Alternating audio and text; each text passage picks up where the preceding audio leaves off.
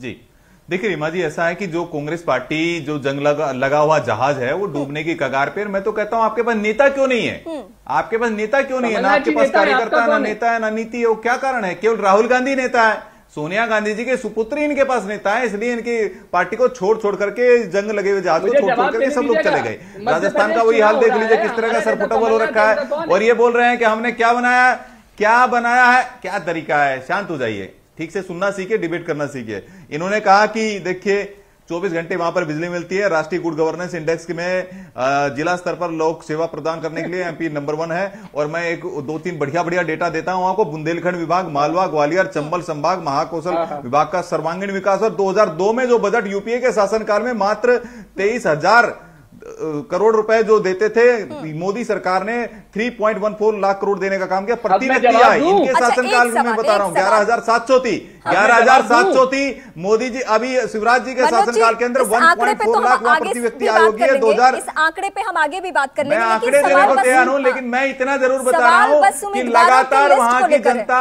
अगर शिवराज जी में विश्वास जता रही है, भारतीय जनता पार्टी में विश्वास जता रही है, तो ये साफ साफ दिखता है कि बीमारू राज्य को हमें एक विकसित राज्य बनाने आपके पास पहले एक सवाल का जवाब बढ़ाया। और मनोज जी, क्या वाकई आप हार के डर से बनाएंगे इनके पास? मनोज जी, क्या वाकई आप हार के डर से दिग्गजों को चुनावी मैदान में उतार रहे हैं, जो कांग्रेस पार्टी सवाल कर रही है?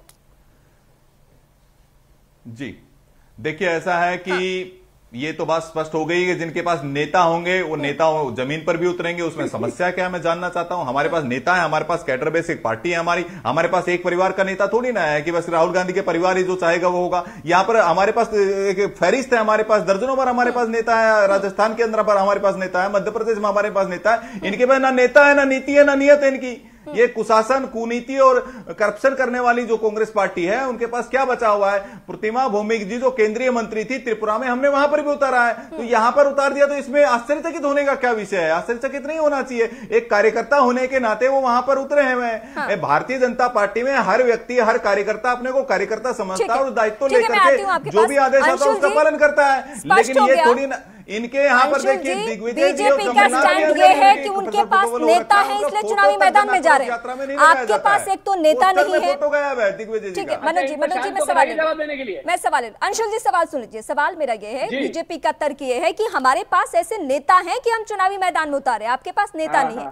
दूसरी बात यह है कि अगर आप इतनी ही अपनी जीत को लेकर आश्वस्त हैं तो क्या परेशानी है? नरेंद्र तोमर लड़े या कोई कार्यकर्ता लड़े, कोई भी लड़े, आप तो जीत के लिए आश्वस्त हैं। बिल्कुल, हाँ बिल्कुल, हम सबको हराने वाले नंबर 1। तो फिर बयानबाजी क्यों? दिग्विजय सिंह का बयान आता है, कमलनाथ का बयान आता है, दिल्ली के नेताओं का बयान आता है। बीजेपी के प्रवक्ता को बोलने देती है, मुझे इंटरप्ट करती है। 1 मिनट मुझे बोलने दीजिए। सवाल ही पूछ रही है। हमारा मुख्यमंत्री का चेहरा कमलनाथ जी है। क्या इनका शिवराज सिंह चौहान है?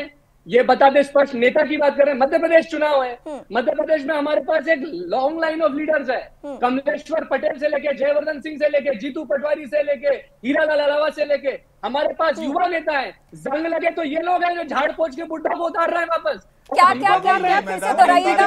अच्छा है इनकी नीति और नियत क्या है? भ्रष्टाचार इतना ज्यादा हो गया है कि खुद शिवराज सिंह हमारे नेता अगर जा रहे हैं मैदान में जा रहे हैं तो देखिए किस तरह दिग्विजय सिंह बौखला जाते हैं, उनके पेट में दर्द होने लग जाता है। चुनाव में उतरने से पहले ही कमलनाथ बौखलाने लग जाते हैं। आप दोनों का मैं रुख करूंगी। अरे बौखला हार चुके हैं शिवराज सिंह जी। हर्षवर्धन जी के पास में आती हूँ कि 4-4-5 ठीक है आती हूँ। सीएम कैंडिडेट है मध्य प्रदेश में बीजेपी के। हर्षवर्धन जी, सवाल ये है कमलनाथ नहीं, एक सेकंड उसका जवाब नहीं है। सुन लिया, हाँ तर्क सभी लोग समझ गए, दर्शक भी। हर्षवर्धन जी, देश के अलग अलग राज्यों में चुनाव होता है, कहीं क्षेत्रीय पार्टियां बहुत ज्यादा मजबूती के साथ उतरती है, कहीं नेशनल पार्टियों का दबदबा है, चाहे उसमें कांग्रेस हो या फिर बीजेपी हो। लेकिन क्या आपका ऐसा कोई अनुभव अभी किसी चुनाव का है जहां पे इतने बड़े बड़े दिग्गजों को विधायक का चुनाव लड़वाया जाए, केंद्रीय मंत्री को, सांसद को, और पार्टी में कहीं से भी किसी तरीके की कोई परेशानी वाली खबर ना आए, सब कुछ संयमित हो? देखिए, भारतीय जनता पार्टी में एक तो कैडर आधारित पार्टी है, दूसरा नरेंद्र मोदी की जो ये भारतीय जनता पार्टी है इसमें निश्चित तौर पर केंद्रीय नेतृत्व तो बहुत मजबूत है। और कई बार हमने देखा है कि प्रयोग के तौर पर जब सफलता मिलती है तो दूसरे नेता अगर उनके मन का भी काम नहीं हो, जैसे कैलाश विजयवर्गीय जी का बयान सुनिए, वो कह रहे हैं कि हम चुनाव नहीं लड़ना चाह रहे थे, लेकिन पार्टी नेतृत्व ने कह दिया तो अब लड़ना पड़ेगा। और भारतीय जनता पार्टी ने एक बड़ा काम किया। आप ध्यान से देखिए तो इन सारे बड़े नेताओं का, किसी का बेटा, किसी का भाई, किसी न किसी के टिकट के लिए दबाव बना रहे थे।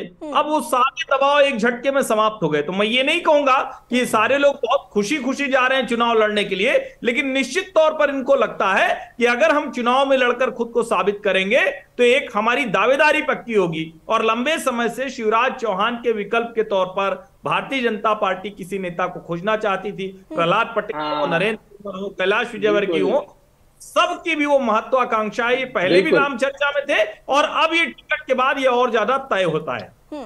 अंशुल जी, आप कुछ कहना चाहते थे? अंशुल जी, मैं बस यही बोल रहा हूँ, मैं भी तो यही बोल रहा हूँ मैडम कि शिवराज सिंह जी अपनी पार्टी में नो कॉन्फिडेंस मोशन खुद हार चुके हैं। सेंट्रल लीडरशिप को उन पे कोई भरोसा नहीं है। नंबर लेकिन बीजेपी ये कह रही है ना, नहीं बीजेपी ये कह रही है कि मेरे पास सिर्फ शिवराज नहीं है, अरे इधर उधर दिग्विजय सिंह है, फग्गन सिंह कुलस्ते हैं, नरेंद्र तोमर है। बीजेपी तो ये कह रही है कि मेरे पास नेताओं की कमी नहीं है। चुनाव में तो फिर भी मोदी जी का भी चेहरा था, लेकिन जब पिछला चुनाव हार गए तो अब मोदी जी के भी चेहरे पे नहीं जा रहे हैं। अब तो वो स्थानीय चेहरों को उतार रहे क्योंकि उनको मालूम है मोदी का भी मैजिक नहीं चल रहा है। पिछली बार जनता ने नकार दिया था, कर्नाटक में भी नकारे गए, हिमाचल में भी नकारे गए। इनको अब जो है वापस सारे बूढ़ों को वापस से बहुत गलत बोल रहे हैं। और राजनीति में कभी उम्र, अरे क्यों नहीं, हमारे सारे नेता युवा हैं, हमारे सारे नेता जयवर्धन सिंह से लेके नहीं क्यों क्षमा मांगे? क्षमा मांगे आप बताइए। बूढ़े नेता नहीं, क्षमा मांगे। अगर आप बूढ़े नेता कह रहे हैं तो राहुल सोनिया गांधी जी कितनी बूढ़ी है? कमलनाथ जी को क्या सोनिया गांधी जी को तो पहले ही त्यागपत्र दे देना चाहिए, राजनीति से संन्यास लेना चाहिए सोनिया गांधी को। सोनिया गांधी जी को क्या संन्यास नहीं लेना चाहिए? अंशुल जी, मनोज जी से बात करते हैं। मनोज जी बोलेंगे। मुख्यमंत्री शब्दों की मर्यादा मनोज जी। विधायक बनेंगे हमारे 42 साल के लोग, 45 साल के लोग, जीतू पटवारी बनेंगे, जयवर्धन सिंह बनेंगे। पिछले चुनाव में आपकी भी स्थिति यही थी कि कमलनाथ।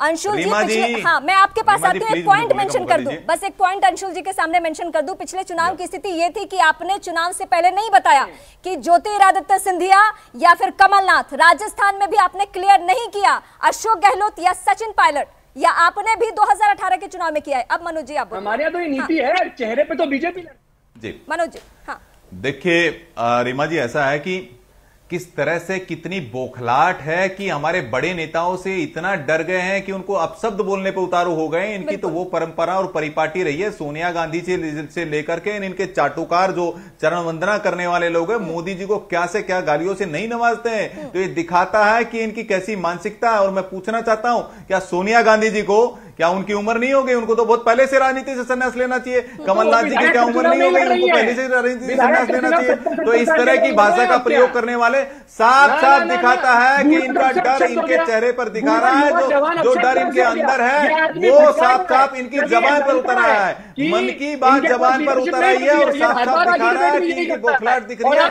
भारतीय जनता पार्टी क्यों बौखला रहे हो भाई? ये क्या बात करते हैं आप? बताइए ना, हमारे पास तो युवाओं की फौज है, आपके पास क्या है? मध्य प्रदेश में संगठन पे इतराने वाली पार्टी के पास बुरा नृत्य कर रहे हो। अरे नृत्य बोलेंगे तभी हमारे दर्शक सुन पाएंगे। इतना नृत्य से खुश हो जाएंगे। बूढ़ा शब्द कैसे हो गया? लोग बहुत खुश हो गए। हर जगह नहीं, बिल्कुल बूढ़ा अपशब्द है, यूएसपी कमा ली है आपकी, बिल्कुल अपशब्द है, बिल्कुल अपशब्द है। मैं भी इस बात को कहती हूँ, चिंता मत करो, बूढ़ा बड़े लोग खुश हो गए होंगे। ना बूढ़ा शब्द कैसे हो गया? युवा, बूढ़ा, जवान, ये तो डिस्क्रिप्टिव है। मुझे एक बात बताइए, आपका चेहरा कौन है? क्या शिवराज सिंह जी सीएम बनेंगे? सारे स्क्रिप्टेड है। मोदी जी को रावण बोला जाता है, मोदी जी की कब्र खोदने की बात की जाती है। मोदी जी को क्या बोला आपका उदय भान जी ने? उदय भान जो कांग्रेस के हरियाणा के प्रदेश अध्यक्ष, किस तरह की भाषा का प्रयोग करते हैं? आप लोग कोई बौखलाहट की एक गरीब का बेटा प्रधानमंत्री कैसे बन गया? ये गरीब के बेटा किस तरह से सत्ता में? ठीक है, गरीब के बेटे, ठीक है, मैं आप दोनों के पास आऊंगी।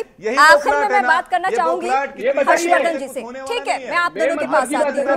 पांचवी बार प्रचंड बहुमत के साथ में वहाँ सरकार मैं आती हूँ आपके पास। ये बौखलाहट दिखा रही है कि आप ये बहुत बड़ी बात है हताशा दिखा रही है, निराशा दिखा रही है। मनोज जी और अंशुल जी, आप दोनों शांत हो जाइए, वक्त की कमी है। प्लीज मैं रिक्वेस्ट कर रही हूँ आप दोनों से, मैं आप दोनों से रिक्वेस्ट कर रही हूँ, प्लीज अंशुल जी सुन लीजिए। आखिर में हर्षवर्धन जी, मुझे आपसे कमेंट चाहिए। दिल्ली में सब कुछ तय होता है, बीजेपी दफ्तर में दिल्ली में सब कुछ तय होता है, लेकिन जिस भी राज्य में ये मैसेज पहुंचे, चाहे वो बिहार हो, झारखंड हो या फिर मध्य प्रदेश हो, उत्तर प्रदेश हो, वहां भी सीएम योगी को नहीं पता था कि उन्हें बनाया जाना है